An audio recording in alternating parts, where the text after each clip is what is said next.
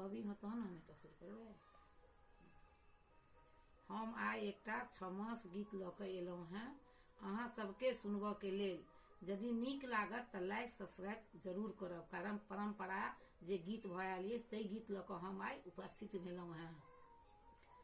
आसिन हे सखी आस लगाओला, कार्तिक आत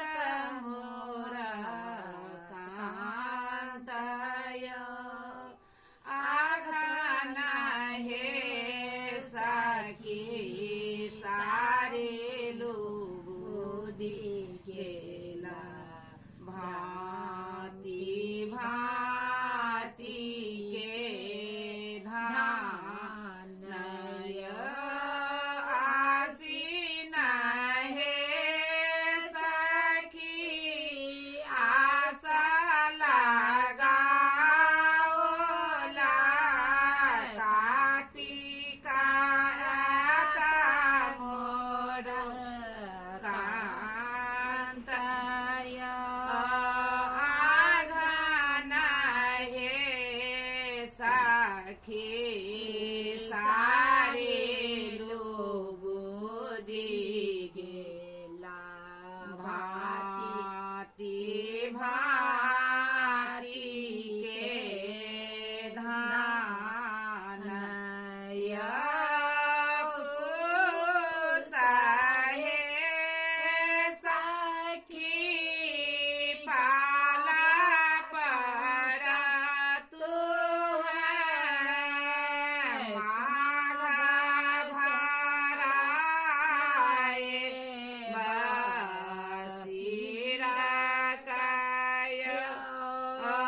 फागुन में हमारा रंग खेला, बउरा तरंग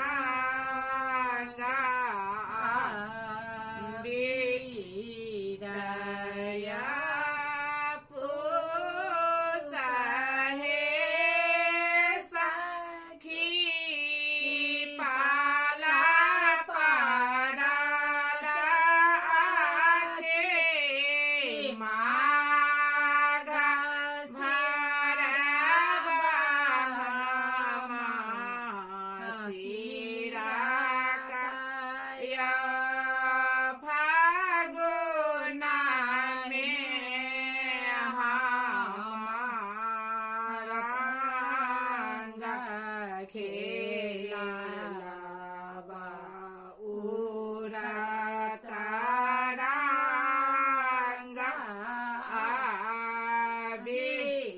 बीरय,